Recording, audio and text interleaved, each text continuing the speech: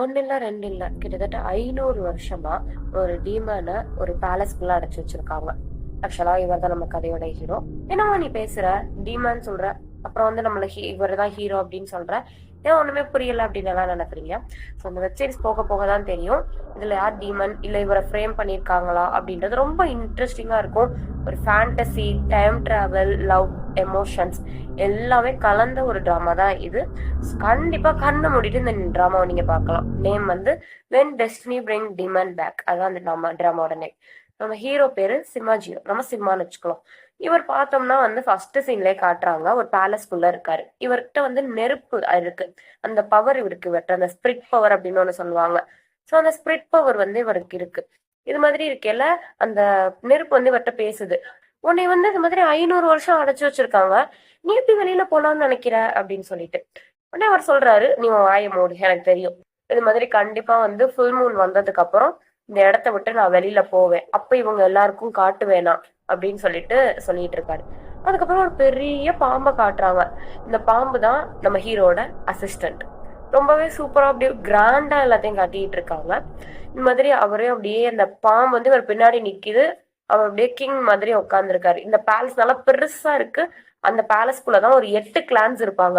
அவங்க 8 பேரும் சேர்ந்து இவரை வந்து அடைச்சு வச்சிருப்பாங்க. அது ஏன் அடைச்சு வச்சிருக்காங்க, என்ன இவங்களுக்குள்ள பிரச்சனை அப்படின்றது வந்து போக போக நம்ம வந்து ஒன்னு ஒன்னா பார்ப்போம். இவர் ஃபுல் மூனுக்காக வெயிட் பண்ணிட்டு இருக்காரு. இங்க நம்ம ஹீரோயின் காட்டுறாங்க. ஹீரோயின் மாடர்ன் வேர்ல்டுல இருக்காங்க. போன் யூஸ் பண்ணிட்டு போயிட்டு இருக்காங்க. அப்ப திடீர்னு அவங்களுக்கு ஒரு டக்குன்னு ஆக்சிடென்ட் ஆயிடுது. ஆக்சிடென்ட் ஆனாலும் டக்குனு ஒரு ஃபிளாஷ் வந்துட்டு போகுது அவங்களுக்கு. என்ன அப்படின்னா வந்து நம்ம ஹீரோ இருக்காருல்ல, அவரோட ஃபேஸ் மட்டும் வந்துட்டு போகும். லேசர் ரொம்ப இருக்காது. ஒரு கண்ணு அது மாதிரிலாம் வந்து தெரியற மாதிரி அந்த மாதிரி காட்டுவாங்க. டக்குன்னு இவங்க பார்த்தோம்னா இந்த மாதிரி டைம் டிராவல் பண்ணி இவங்க இந்த மாதிரி ஹிஸ்டரி பீரியடுக்கு வந்துடுறாங்க. ஐயோ நான் எங்க இருக்கேன், இது எந்த ஊரு அப்படின்னு நினைச்சிட்டு இவங்களும் யோசிச்சுட்டு இருக்காங்க. அதுக்கப்புறம் தான் இவங்களுக்கு தெரியுது, ஒருவேளை நம்ம டைம் டிராவல் பண்ணி வந்துட்டோமோ அப்படின்ட்டு. ஸோ இவங்க பேர் டியான். நம்ம இவங்க வந்து டியான்னு வச்சுக்குவோம். இவங்க வந்து நம்ம சரி பரவாயில்ல வந்துட்டோம், வேற என்ன பண்றது, வழி இல்லைன்ட்டு யோசிச்சுட்டு இருக்கேன்ல, ஒருத்தவர் வராரு. வந்து இது மாதிரி உங்களை மாஸ்டர் வர சொன்னாரு அப்படின்னு சொல்றாரு. இவங்க வந்து 8 கிளான் இருக்கும்ல, 8 கிளான் கீழே ஒரு குட்டி குட்டியா வந்து இடம் இருக்கும். ஸோ அந்த குட்டி குட்டி இடத்துல ஒரு கிளான் தான் இவங்க இருக்கிறது. இது மாதிரி மாஸ்டர் கூப்பிட்டாங்கன்னு சொன்னோன்னா இவங்களும் சரி மாஸ்டரா போய் பார்ப்போம் என்னன்னு தெரியும் அப்படின்னு சொல்லிட்டு இது மாதிரி போறாங்க. சுத்தி பார்த்துட்டே போறாங்க. அப்பதான் யோசிச்சு பாக்குறாங்க, இதெல்லாம் நம்ம எங்கேயோ கேள்விப்பட்ட மாதிரியே இருக்கே அப்படின்னு சொல்லி யோசிச்சு பார்க்கல. இவங்க ஆக்சுவலா ஒரு கதை எழுதியிருப்பாங்க. அந்த கதையில இது மாதிரிதான் நடந்திருக்கும். அதே மாதிரி இங்கேயும் நடக்குது.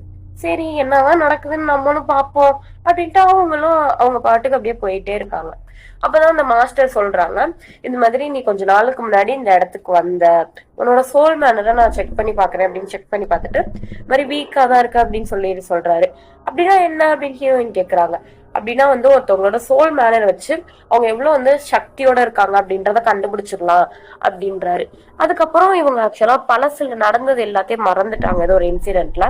அதையுமே அவரும் சொல்றாரு, இது மாதிரி நீ எல்லாத்தையும் மறந்துட்ட பழசெல்லாம், அதனால வந்து உனக்கிட்ட நான் ஞாபகப்படுத்துறேன், நம்ம இப்போ ஒரு இடத்துக்கு போறோம், அந்த இடத்துல ஒரு காம்படிஷன் வச்சிருக்காங்க, அந்த இடத்துல நீனுமே போய் கலந்துக்கணும் அப்படின்னு சொல்றாங்க. ஃபர்ஸ்ட் இவங்க வந்து நான் கலந்துக்கலாம் அதெல்லாம் அப்படின்றாங்க. அது சும்மா உன்னையெல்லாம் செலக்ட் பண்ண மாட்டாங்க, நீ வந்து கொஞ்சம் டம்மியா தானே இருக்க, இதெல்லாம் நீ செலக்ட் பண்ண மாட்டாங்கம்மா அப்படின்னு சொல்லி கூப்பிட்டு போறாங்க. கூப்பிட்டு போகல ஆக்சுவலா என்னன்னா நம்ம ஹீரோ இருக்காருல சிவாஜி, அவரை தான் கிராண்ட் மாஸ்டர்னு சொல்றாங்க. அவர் கீழே ஒரு 100 பணிப்பெண்களை வந்து கூட்டி போய் விடுறதுக்காக தான் இந்த செலக்ஷன் நடக்குது. நிறைய பெண்கள் கலந்துக்கிறாங்க. இப்ப அந்த 8 கிளான்ஸை பத்தி ஒரு சொல்லிட்டு போறாரு. அந்த சிமாஜியோவை இந்த 8 கிளான்ஸ்ல உள்ளவங்க தான் அடைச்சு வச்சிருப்பாங்க. அந்த 8 கிளான்ஸ் கீழே தான் ஒவ்வொரும் குட்டி குட்டியா இருக்கும். அந்த குட்டி குட்டியா இருக்கிற ஒரு கிளான்ல தான் இவங்க ஒரு ஆளு. இந்த மாதிரி சிமாஜியோவை ஏன் அடைச்சு வச்சிருக்காங்க அப்படின்றத போக போக பார்ப்போம். அந்த சொல்ல வந்து அந்த பேலஸையும் காட்டுறாங்க. அந்த பேலஸ் அப்படி ரொம்ப பயத்தோட ஸ்டார்டிங்ல தான் காட்டுவாங்க. ஆனா அது அவ்வளவு அழகான ஒரு பேலஸா இருக்கும். அதுக்கப்புறம் இவங்க அந்த காம்படிஷன் நடக்கிற இடத்துக்கு வந்துடுறாங்க. காம்படிஷன் நடக்கிற இடத்துக்கு வந்தா அங்க எல்லாம் ரொம்ப பவர்ஃபுல்லா இருக்காங்க. நம்ம ஹீரோயினுக்கு அந்த சோல் மேனர் என்னமோ 3 தான் இருக்கான். அதனால எல்லாரும் ஹீரோயினும் வம்பிளுக்கு வேற ஆரம்பிக்கிறாங்க. இந்த பொண்ணு பாரு இவ்வளவு லோவா இருந்துட்டு நம்மள்ட்ட வந்து காம்படிஷனுக்கு வரா அப்படின்னு சொல்லிட்டு எல்லாருமே ஹீரோயினா வம்பிழுத்துட்டு இருக்காங்க. அதுல ஒரு பொண்ணு பார்த்தோம்னா இவளை பாரு, இவள்கிட்ட என்ன இருக்கு, அழகை தவிர எதுவுமே இல்லை அப்படின்னு சொல்றாங்க. உடனே அவங்க காம்ப்ளிமெண்டா எடுத்துக்கிட்டு இவங்க அழகா இருக்காங்கன்னு சொன்னோன்னே காம்ப்ளிமெண்டா இருந்துட்டு ஐயோ ரொம்ப தேங்க்ஸ்ங்க அப்படின்னு சொல்றாங்க. இது என்ன கலாய்ச்சா தேங்க்ஸ் சொல்றா அப்படின்ட்டு அங்க இருக்க எல்லாருமே ஷாக் ஆகுறாங்க. அதுக்கப்புறம் வந்து அந்த 8 கிளான்ஸ்ல உள்ளவரும் வராங்க. வந்துட்டு இது மாதிரி சொல்றாங்க, இங்க என்ன நடக்க போகுது அப்படின்ட்டு. ஒரு காம்படிஷன் மாதிரி வைக்கிறாங்க. அது ஒண்ணும் இல்ல, நீங்க எல்லாரும் உட்காந்து மெடிடேட் பண்ணணும். அப்போ ஒரு பறவை வரும். அந்த பறவை வந்து யார் மேலெல்லாம் ஒளி வந்து வீசுதோ அவங்க எல்லாம் வந்து கிராண்ட் மாஸ்டருக்கு பணிவிடை செய்ய போவீங்க. நாங்க வந்து 100 பேரை வந்து செலக்ட் பண்ண போறோம். சோ இந்த பெண்கள்ல இருந்து 100 பேரை செலக்ட் பண்ணி நாங்க அங்க அனுப்ப போறோம் அப்படின்னு சொல்றாங்க. இவங்களும் ஓகே நாங்க காம்படிஷனுக்கு ரெடி அப்படின்னு சொல்லிட்டு எல்லாருமே வந்து போயிட்டு அரேஞ்ச் ஆகி உட்காடுறாங்க. அந்த பறவையும் நல்லா பெரிய ஒரு ஃபீனிக்ஸ் பறவை மாதிரி இருக்கு, வந்து அந்த இடத்துல நிக்குது. எல்லாருமே உட்காந்து தவம் பண்ணிட்டு இருக்காங்க. அப்ப நம்ம ஹீரோயினுக்கும் லைட் வந்துருச்சு. நம்மளுக்கு எப்பறம் லைட் வந்துச்சு அப்படின்ட்டு இவங்க யோசிச்சுட்டு இருக்கல, இவளுக்கு எப்படி வந்துச்சு அப்படின்ட்டு இன்னொருத்தவங்க கேக்குறாங்க. நம்ம ஹீரோயின், அட இருமா, நானும் அதை தான் நினைச்சிட்டு இருக்கேன், எனக்கு எப்படி லைட் வந்துச்சுன்னு எனக்கே தெரியல அப்படின்றாங்க. அப்புறம் இங்க எல்லாம் தான் செலக்ட் ஆயிருக்கீங்க, நீங்க தான் போக போறீங்க அப்படின்றாங்க.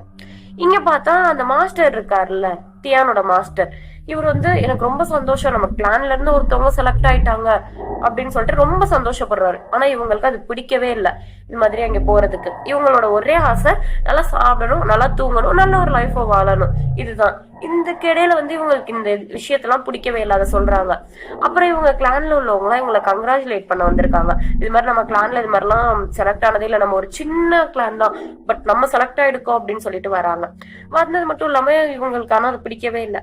அப்புறம் இவங்க நினைச்சு பாக்குறாங்க, சரி நம்ம மாடர்ன் வேர்ல்டுக்கு இப்ப போக முடியாது, நம்மளுக்கு வேற வழியும் இல்ல, இப்போதைக்கு நம்ம வந்து இதை அக்செப்ட் பண்ணிதான் ஆகணும் அப்படின்றாங்க.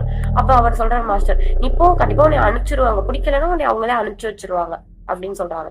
இவங்களும் வந்து படி பிடிக்கலன்னா அனுப்பி வச்சிருவாங்களாம், இன்னுமே நம்மளுக்கு என்ன பிரச்சனை அப்படின்னு நினைச்சிட்டு அவங்களும் அந்த இடத்துக்கு போறாங்க. அந்த இடம் பார்த்தோம்னா ரொம்ப பிரம்மாண்டமா இருக்கு. அப்படியே மாதிரி போனோம்னா அந்த கிளான் லீடர்ஸ் போயிட்டு சிம்மாட்ட போய் சொல்லுவாங்க, சிம்மாஜியோ இது மாதிரி உங்களுக்கு நாங்க 100 பணிவிடை பண்ற பெண்களை வந்து கூட்டிட்டு வந்திருக்கோம் கிராண்ட் மாஸ்டர், நீங்க வந்து அக்செப்ட் பண்ணிக்கோங்க அப்படின்ட்டு. ஆனா அது அவருக்கு சுத்தமா பிடிக்கல. அப்படியே திரும்பி பாக்குறாரு தலைவர், அதுலயே வந்து எல்லாரையும் தள்ளி விட்டுறாரு. அந்த சாரீஸ்க்குலாம் ரத்தமே வந்துருது. உடனே ஹீரோயின் சொல்லுவாங்க, ஐயோ என்ன இங்க பாஸ் வந்து கோவப்பட்டா நம்மளுக்கு வாயில இருந்து ரத்தம் எல்லாம் வருது அப்படின்ட்டு அது வேற பயப்படுறாங்க. இந்த இடத்துல இருந்து நம்ம எப்படியாச்சும் போகணும், இந்த இடத்துல நம்ம இருக்கிற வரை நம்மளுக்கு ஆபத்து தான் அப்படின்ட்டு அவங்க நினைச்சிட்டு இருக்காங்க.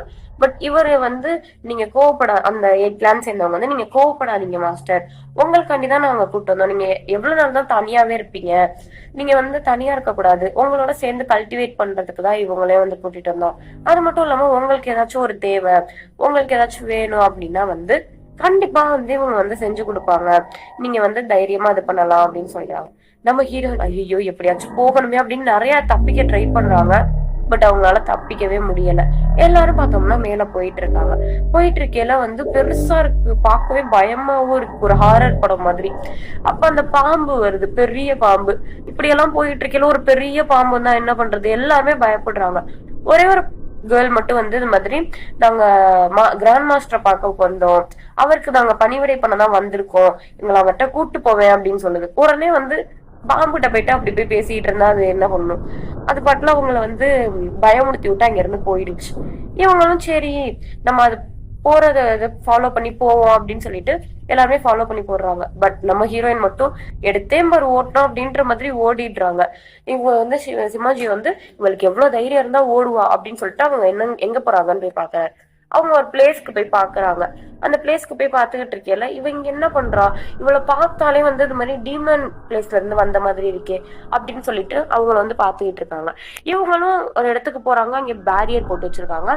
எல்லா இடத்துலயும் அப்படிதான் இருக்கு. இவங்க மரத்துல ஏறுறாங்க, கீழே விழுந்துடுறாங்க, ஒரு இடத்துக்கு போறாங்க, இடிச்சுக்கிறாங்க. அது மாதிரி இங்க வந்து எல்லாருமே கிராண்ட் மாஸ்டருக்காக வெயிட் பண்ணிட்டு அதுக்கப்புறம் ஹீரோயினும் வந்ததுக்கு அப்புறம் இது மாதிரி நிறைய பேய் படத்துல நான் பாத்திருக்கேன்டா, எவன் ஒருத்தவன் தனியா போறானோ அது ஈஸியா மண்டையை போட்டுருவோம், அதனால நம்ம எப்போது குரூப்போட தான் இருக்கணும் அப்படின்னு சொல்லிட்டு ஒரு படி ஏறி போறாங்க. அது பார்த்தோம்னா அவ்வளோ பெரிய படியா இருக்கு. ஏண்டா நீ கீழே இவ்வளோ இடம் இருக்கே இருக்க மாட்டியாடா, இவ்வளோ பெரிய மாடியில தான் நீ போய் இருப்பியா அப்படின்ட்டு நம்ம ஹீரோ மனசுக்குள்ளேயே திட்டிட்டு போறாங்க. கிராண்ட் மாஸ்டர் அப்படின்னு 500 வருஷம் இருக்காரு அப்படின்னு சொன்னோம்னா ரொம்ப வயசானவர் அப்படின்னு நினைச்சிருந்தா நம்ம ஹீரோயின் வந்து போயிட்டு இருப்பாரு. அவங்க காலை பார்த்துட்டு என்ன வயசானவன்னு சொன்னாங்க, காலே இவ்வளவு பளபளன்னு இருக்கே, அப்ப மூஞ்சி எப்படி இருக்கும் அப்படின்னு நினைச்சுக்கிட்டு இருக்காங்க. அப்ப பார்த்தா எப்படியாச்சும் மூஞ்சிய பாத்துடணும் அப்படின்னு சொல்லிட்டு அவங்களும் பார்க்க வந்து ட்ரை பண்ணிட்டு இருக்காரு. இவர் வராரு. இவர் இங்க ஒவ்வொரு கேர்ள்ஸ் வந்து கேக்குறாரு.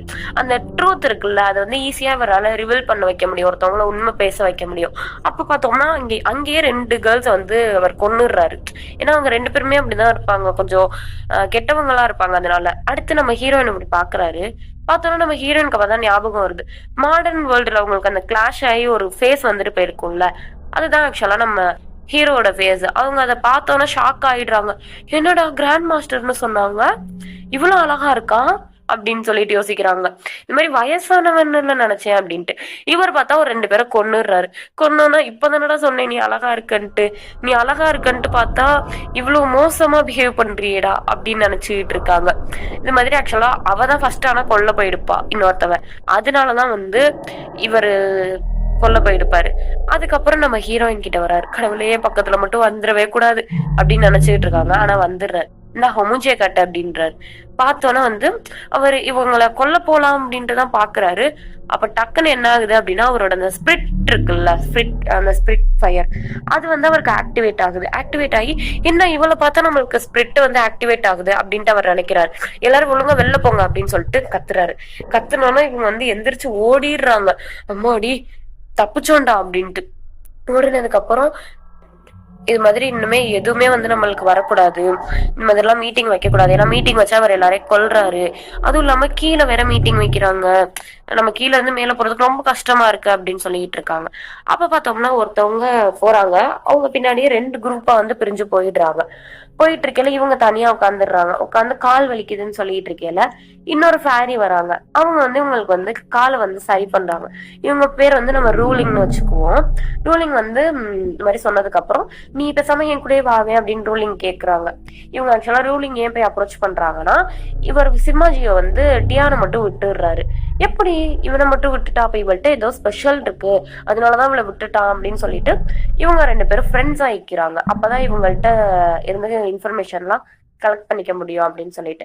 அதுக்கப்புறம் 2 பேரும் பேசினோன்னா இவங்க கால் வழியா அவங்க கொஞ்சம் சரியாக்கிடுறாங்க.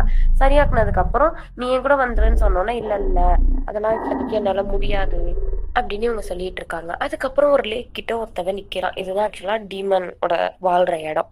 இவங்க நின்றுகிட்டு இருக்கையில அதுக்கப்புறம் நம்ம ஹீரோயினை இவங்க தான் அனுப்பிச்சிருக்காங்க. ஆனா அது ஹீரோயினுக்கு தெரியாது. ஏன்னா வந்து இது வந்து டைம் டிராவல் பண்ணி வந்த ஹீரோயின்ல வேற உடம்புல தானே இருக்காங்க.